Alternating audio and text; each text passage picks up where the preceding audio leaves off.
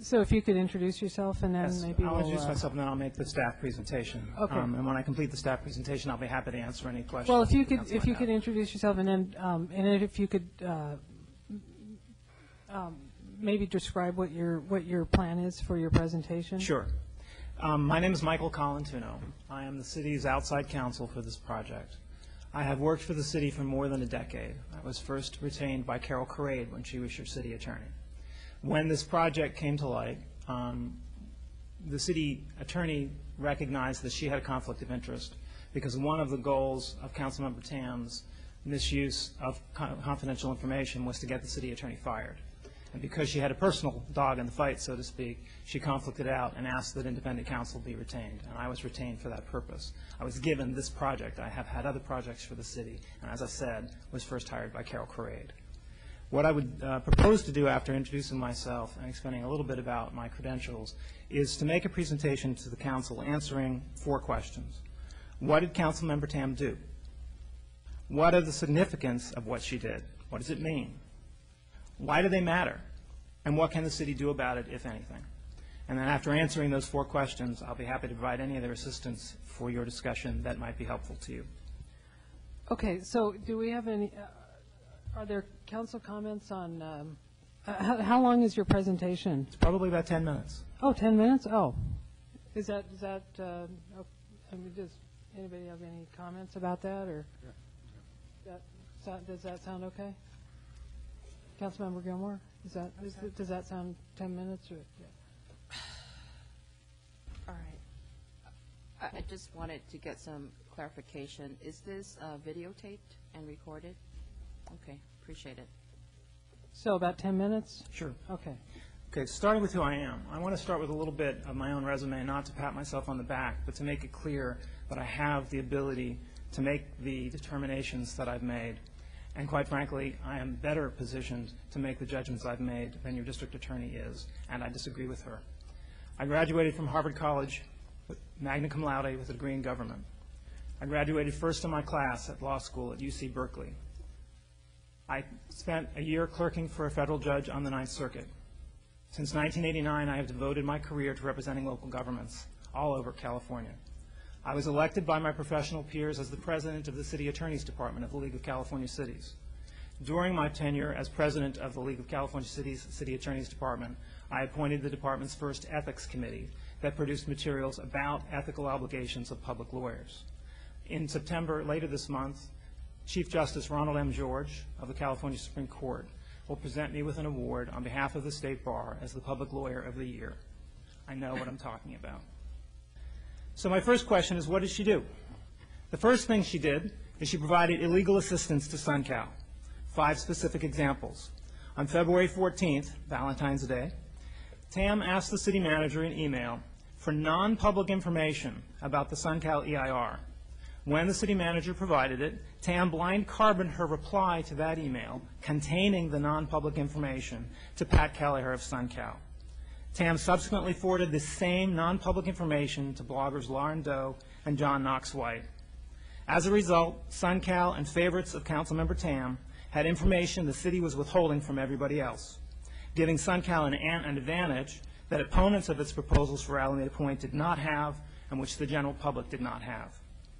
Number 2, on March the 16th, at a city council meeting, in an open session, Councilmember Tam asked a series of questions of the city attorney that were designed to undermine the city's legal position in its negotiations with SunCal and to impair the city's ability to defend the lawsuit that SunCal has since filed. She used sophisticated legal arguments and language apparently supplied by SunCal. Why do I conclude that the language was supplied by SunCal? Because the very next day, the city received SunCal's so-called reservation of rights letter using those same arguments and that same vocabulary. At the March 16th meeting, your city attorney tried to protect the city's legal position by rebutting rather forcefully Councilmember Tam's comments and admonishing her not to make those kinds of comments in public session again. That started Councilmember Tam's campaign to get the city attorney fired. She used a series of emails blind copied to SunCal demanding a performance evaluation of the city attorney, including emails on March 17th, St. Patty's Day, and March 19th. Third example. On April 15th, the city attorney sent an email to the city council entitled Heads Up on SunCal blog that was plainly marked confidential attorney-client privileged and described the next legal steps for the city in dealing with SunCal. At 2:21 p.m. on April the 15th, tax day, Tam opened this email. At 2:22, she forwarded it to her private Gmail account. At 3 p.m., Frank Fay of SunCal left voicemail messages for the city attorney and the city manager asking for an urgent return call. At 3:30, the manager was able to call him back, and he chewed her out about the city manager's email. And when the manager asked him how he knew about the city attorney's confidential email, he cut the call short. At 4:12, Tam sent an email to the city attorney reporting Tam's conversation with Mr. Fay about the city attorney's earlier email, and Tam then forwarded that email to Mr. Fay. Last example of illegal favoritism for SunCal. On May 25th, David Howard made a public records request regarding SunCal's financial capacity to fulfill its proposed commitments to the city. On May 26th, Councilmember Tam took it on herself to do staff's work to purport to respond on behalf of the city by providing answers to that public records request. But she provided information the city didn't have. She provided detailed financial information that she must have gotten from SunCal. What was she doing? Number one, she was shilling for SunCal. Number two, she was making its information appear to be city official records. And number three, she was interfering with the city manager's management of the city in violation of the Alameda Charter. Second topic, Councilmember Tam has provided illegal assistance to the firefighters union. Starting February 25th of this year, she sent an email to the city manager and the fire chief, copying a letter which admittedly the firefighters had already seen from Paramedic Plus about effectively economic competition between your firefighters union and a private sector firm about the ability to do ambulance services in your community. She didn't just send the letter. She sent the email covering the letter with the city's evaluation of the letter. And she blind carboned the IAFF's political director, Jeff Del Bono.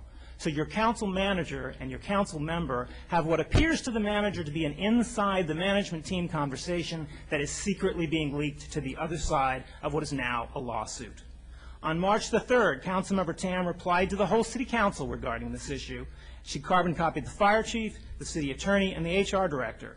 But she blind carboned Mr. Del Bono of the firefighters union. She blind carboned Alice Lai-Bitker, and she blind carboned Supervisor Lai-Bitker's chief of staff. Again, the insiders think they're having a privileged management conversation, but she knows she's secretly leaking information to the other side of the discussion. Second incident involving undue illegal favoritism for the fire union. On May the 5th, Tam sent an email to the city manager regarding the city's negotiating position with the fire union regarding potential layoffs, an important multi-million-dollar decision in which the union needed desperately to know where you were coming from to get a better deal than you might otherwise have cut with them. That email, too, was blind carbon to Mr. Del Bono. On May the 8th, Tam sent another email to the mayor, copied to the city manager and, inexplicably, to the fire chief, reporting union complaints about the fire chief, starting her campaign to get him fired. On May the 9th, the day after that email was sent, Councilmember Tam met with the city manager and threatened to have her fired if she didn't fire the fire chief. On May 15th, a week later, another email to the city manager, copied to Mr. Matarese, who had every reason to believe that it was a legal email involving only 2 council members, but blind carbon to Councilmember Gilmore, reporting more fire union complaints about the fire chief. So 2 members of your council knew there had been an illegal Brown Act communication. 1 of you did not. The third incident, on June the 12th, the last instance, because of course we went public with all of this on July the 2nd, the day she cleared out her email box and stopped using it for illegal conduct, the day before we reported this to you in closed session, at a time when nobody knew about it except for the city manager, the city attorney, and me, and the DA's office. On that day, she forwarded the closed session reports regarding the IAS lawsuit to her private Gmail account. Now, why might she have done that? Might that have been forwarded from her Gmail account inappropriately? Probably so. The last illegal assistance was showing favoritism to political favorites.